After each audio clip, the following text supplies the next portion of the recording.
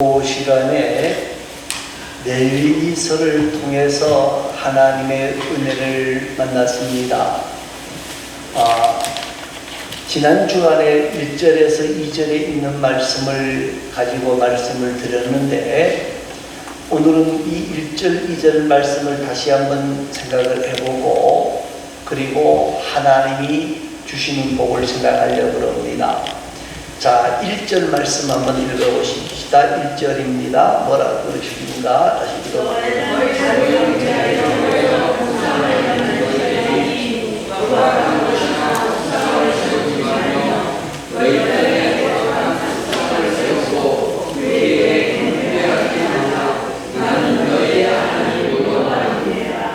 예, 설명이 많이 길었습니다만은 한마디로 딱 정리하면 뭡니까?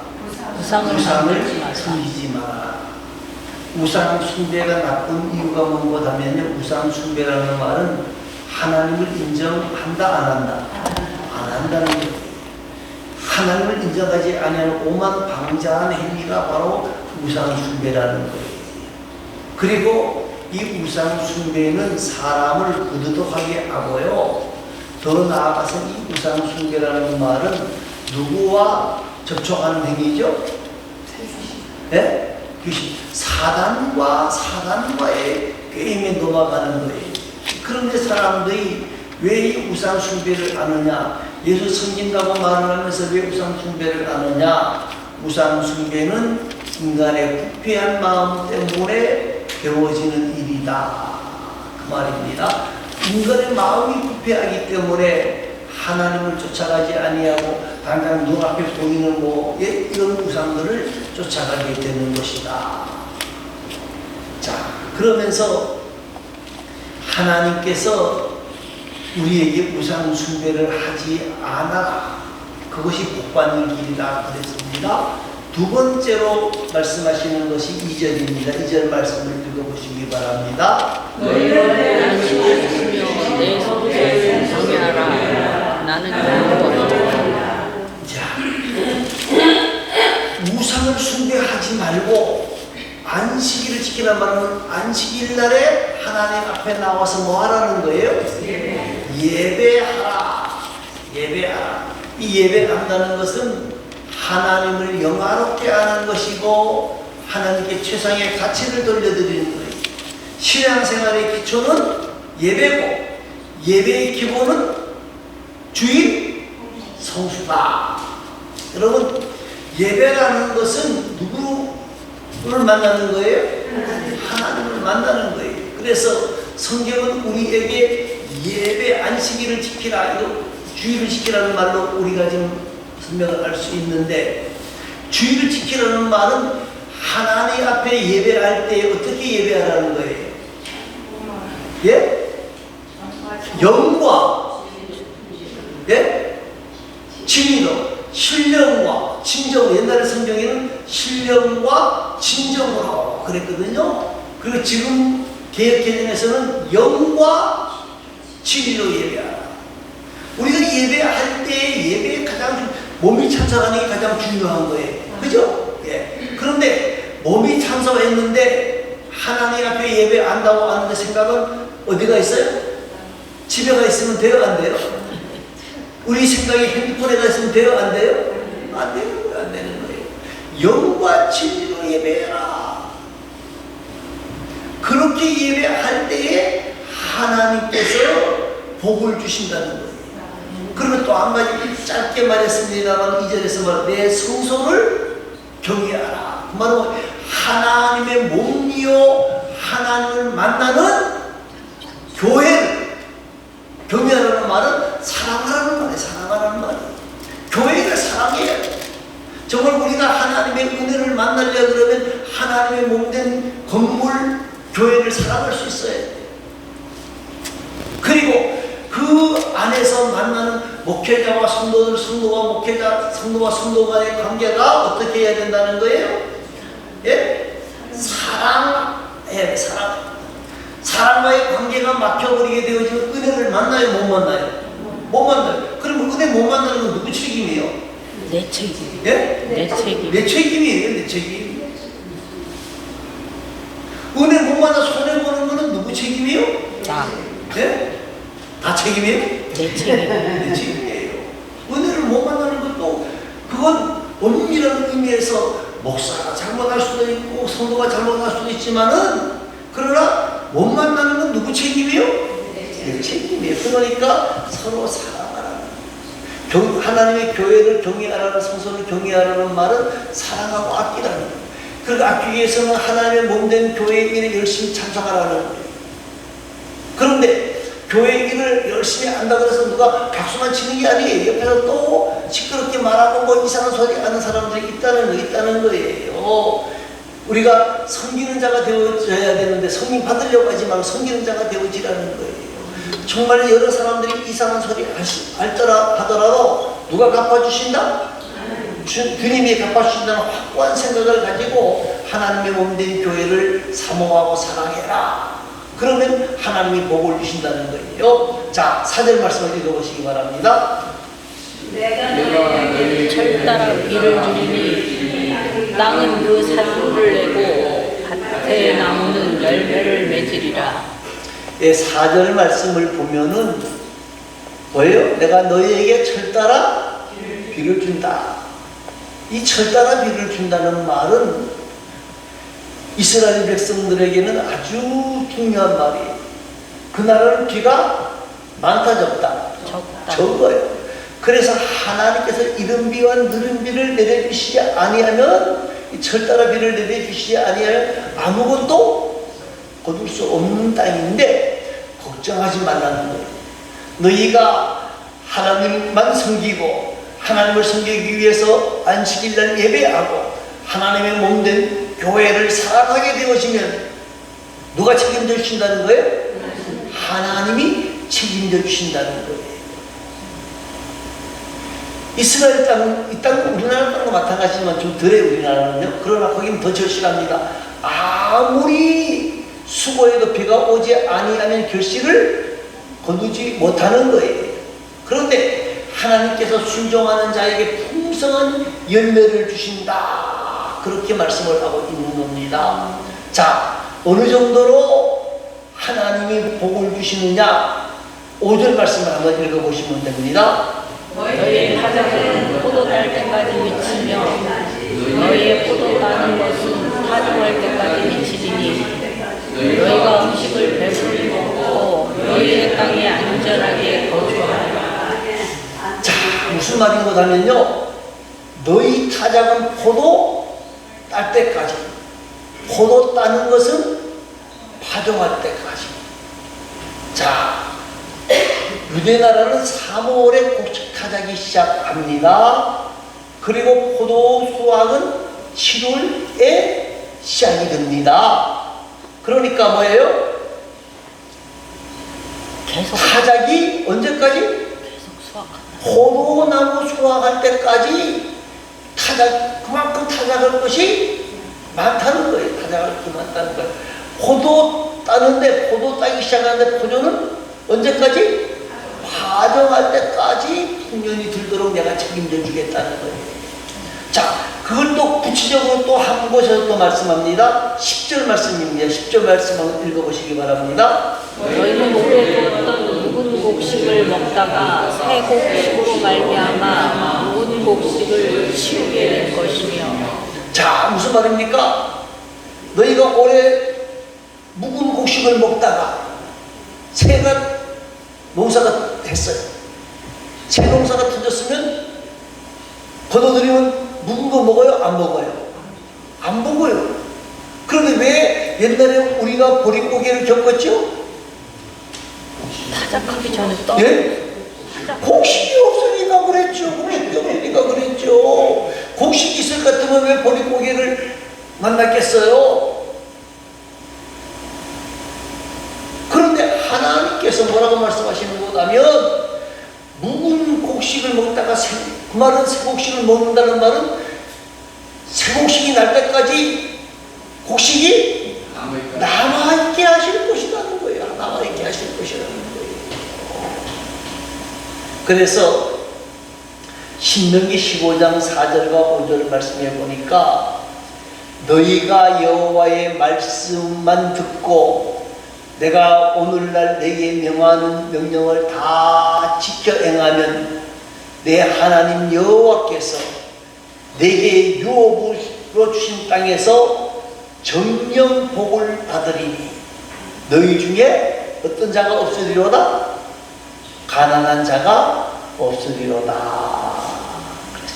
여러분, 하나님의 명령대로 살면 손해볼 것 같지만요, 하나님의 명령대로 살게 되어지면 누가 책임져 주신다는 거예요? 하나님이 책임져 주셔서 물질의 풍성한 열매를 맺게 하신다라고 말씀하고 있습니다. 우리 모두가 정말 앞으로 1절과 2절에서 말씀하신 이 명령을 지켜 행함으로 풍성한 은혜와 열매를 맺는 삶이 되어질 수 있기를 바랍니다. 자, 그럼 6절 말씀을 한번 읽어보시기 바랍니다. 것인즉 너희가 누울 때 너희를 두렵게 할 자가 없을 것이며 내가 사나운 짐승을 그 땅에서 제할 것이요 칼이 너희의 땅에 두루 행하지 아니할 것이며. 예. 자, 7절 8절도 있습니다만은요, 한마디로 정리하면 뭐라 그래? 평화와 승리를 주신다는 거예요. 물질만 만족하게 주시는 것이 아니라 평화의 복을 주시겠다는 거예요. 아무리 도 위협하게 하지 못할 것이라는 거예요. 뭐까지도? 짐승까지도 해치지 못하도록 하나님이 막아주실 것이다. 여러분, 짐승까지라도 하나님이 막아주신다. 민족을 해치려는 모든 원수들이 쫓김을 당할 것이며 정말 그들이 왔다가 쓰러지게 되어질 것이다 하고 말씀하시면서 여호수아 23장 10절 말씀에서는 너희 한 사람이 1000명을 쫓으리니 여호와께서 너희를 위하여 싸워주실 것이다.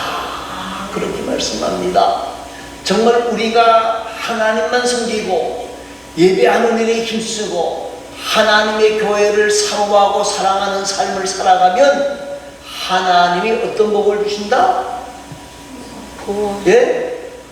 지키신다. 평화의 복을 주신다는 거예요. 평화의 복을 주신다는 거예요. 평화의 복을 주신다는 거예요.